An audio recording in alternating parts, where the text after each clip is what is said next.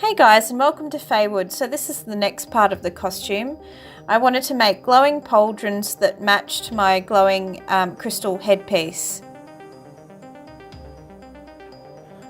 So if you've been following my videos, I'm making a costume that's all related to the dark crystal and inspired by the dark crystal, and it's for the goblin ball. So I started by just sketching out a shape that I wanted for the pauldron.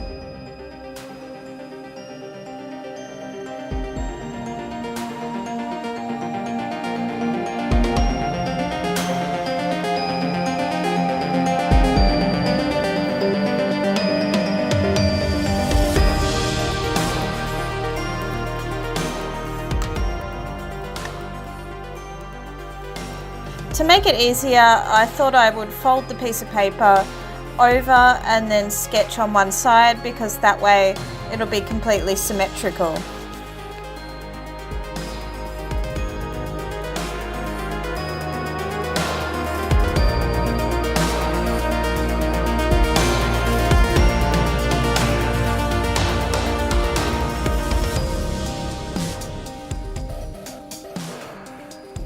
So now that I've got the shape that I want for the base of the pauldron, I just decide to then outline this onto the warbler.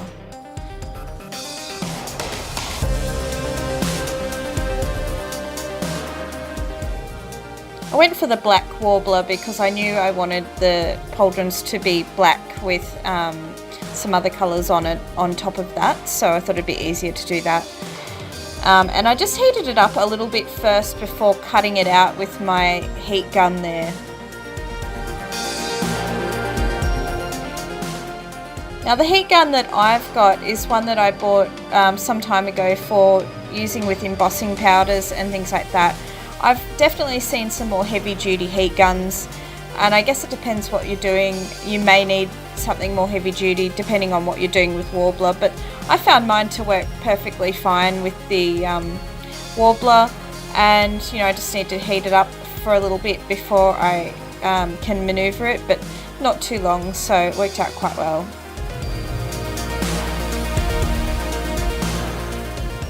It dries again, like it sets again quite quickly, so you sort of need to heat it periodically if you are maneuvering it. So I had to heat it again before I sat it on the shoulders. Luckily I have this shoulder and head bust that is perfect for making the right shape for the pauldrons. But if you didn't have that, you could just get some sort of jar or anything that has a sort of curved surface and use that to get the shape. And I just used a little bit of sticky tape there so that I could sit the pauldron on the shoulder while I work on it. Now if you want to know how to make these crystals, you'll have to go and have a look at my crystal headpiece video. I made additional crystals during that video that I was planning to use for these pauldrons, and I show the entire process of how to make the crystals on that video.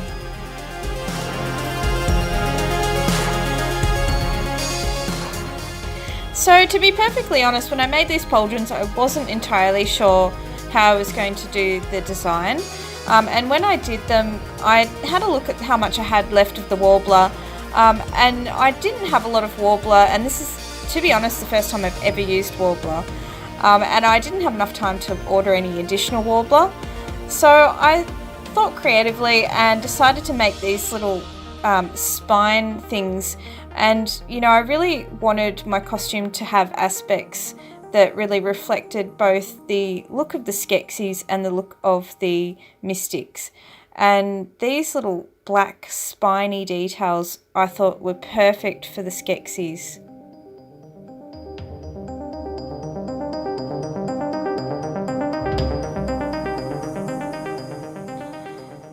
So I really smushed that bottom bit of the pieces that I cut onto the other piece of warbler so that it adhered really nicely, and then just tried to bend out the spines almost like a flower, but you can see each one of them is a different shape so that it really looks quite spindly and, you know, I guess to me it looks a little bit like the Skeksis castle with all those sort of spindly towers and things like that.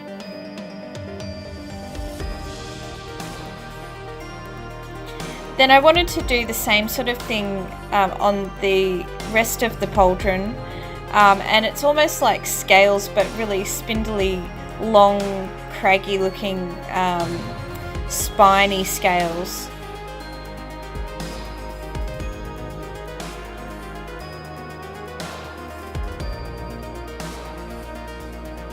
So you can see I didn't want it to sit flat at all. I'm pressing up the sides and twisting and turning each of the spines, and you know, I just cut off random little offcuts, each with a spike at the end of it, and each one is slightly different, and I just sort of worked it out, pieced it together where I wanted each one to go, and continued on like that.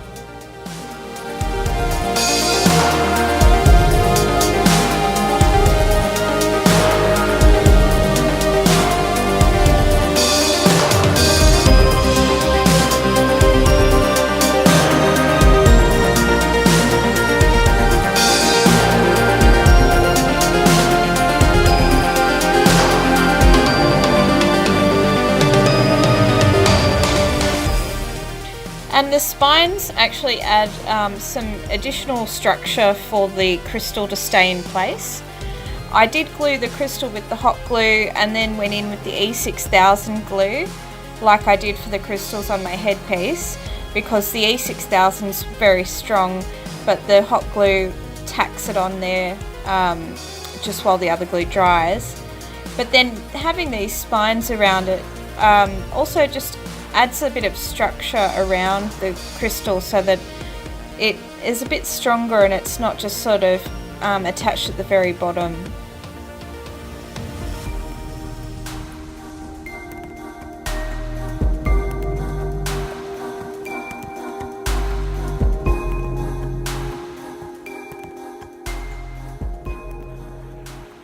So now that all the spines are done, I actually went in with this Art Alchemy wax, and this is a really nice vibrant purple colour,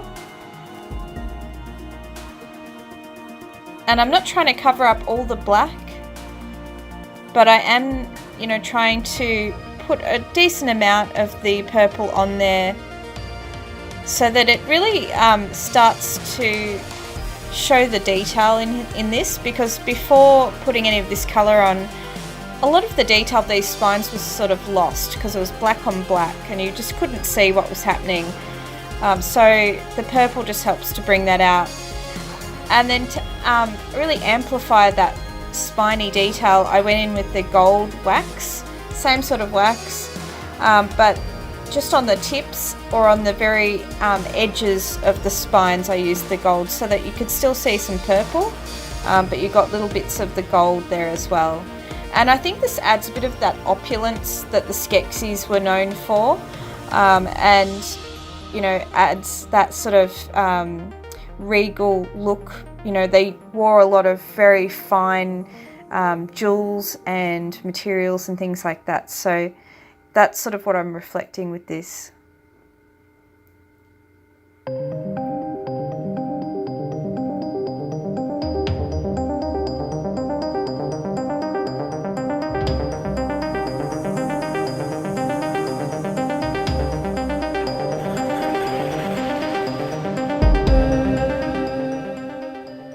Now I find like your finger's probably the best way to do this, rather than trying to get in there with a brush or anything like that. So you do make a little bit of a mess with yourself when you're doing this, but you know, it's all worth it in the end, I think. Now if you did watch that headpiece video, then you would have seen these little plastic crystal pieces that I used in that as well. For those who haven't seen that, I just got these from eBay. They're plastic. They were just a faceted plastic crystal. I believe they were just called plastic crystals on eBay, and they're very cheap. And I just really like them because they're very translucent. And so I hot glued these onto the larger crystal that I made there, to really look exactly like the headpiece. But it's also because when you're making these crystals from the plastic, there can be little gaps, and so that just sort of fills those gaps, but it also just adds an extra dimension of little baby crystals sort of forming on the larger crystal. Now I wanted to add some jewels onto this as well, and partly again because the Skeksis wore a lot of jewels and finery and things like that, but also at the base where I was pressing in those pieces of warbler, there was a lot of sort of seams that weren't nicely covered. So this was one way to cover those seams with some jewels and things. So I actually used these iris faceted glass beads that I have, and some little micro beads. The beads that I used almost looked like an oil slick, and I thought that looked perfect with these. But I mean, you could use any beads on here whatsoever, really, because you can glue anything on here. You're only limited by your imaginations. You could use like a rhinestone if you wanted really blingy, or any other sort of coloured beads that you wanted to put.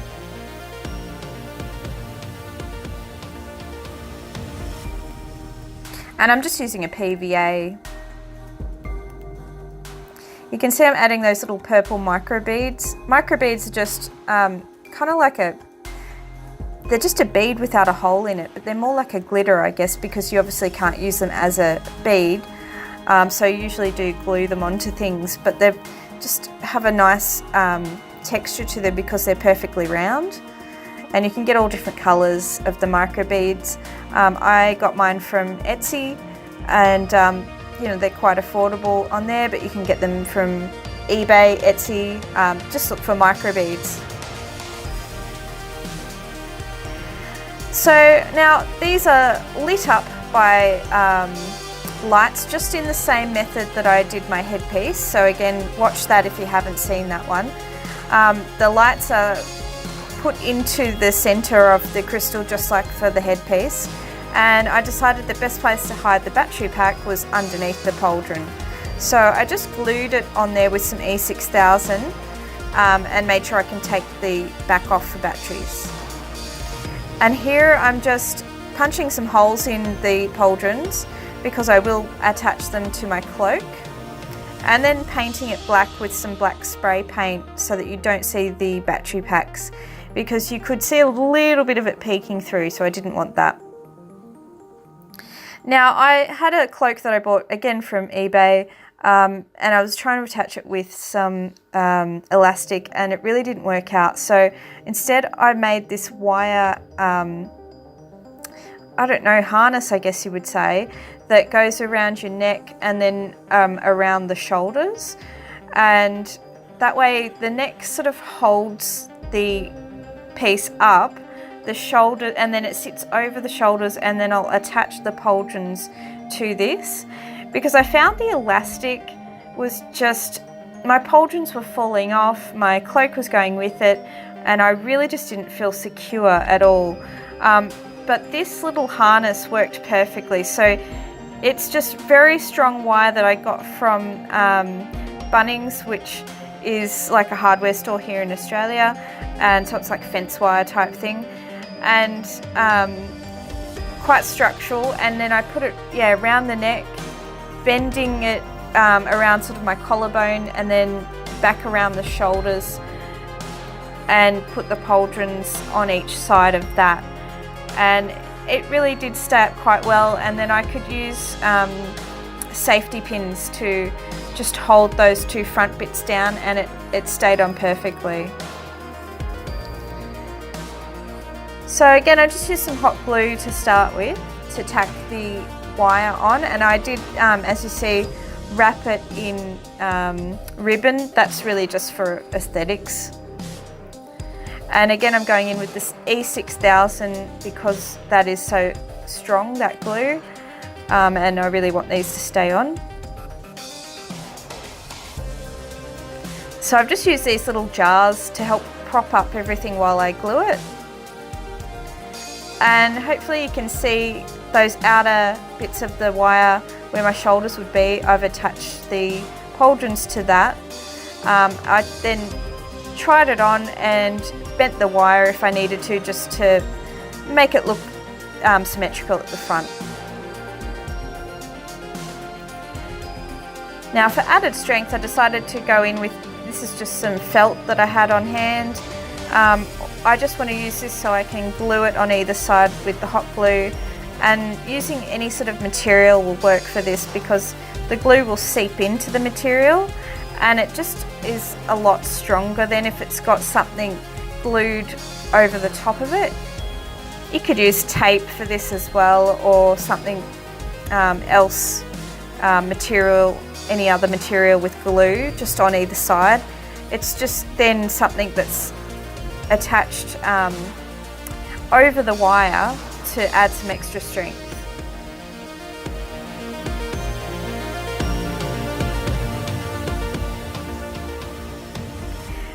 Now, I really wanted my cloak to not have to tie up at the front, and that's because of the necklace that I'm wearing. So I ended up gluing the little tie-up bits to each side of the wire and hot gluing it and doing a few knots just to make sure it was really strong.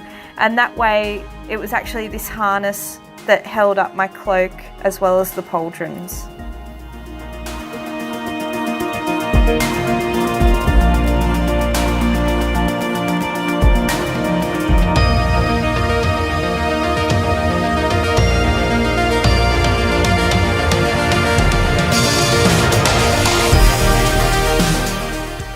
And here you go guys, this is the finished pauldrons, and you can see that harness sits around the neck there and on the shoulders. That's the headpiece I mentioned. It's not turned on in this video there, but you can see I've turned on the lights inside the pauldrons there, so you can really see what they look like.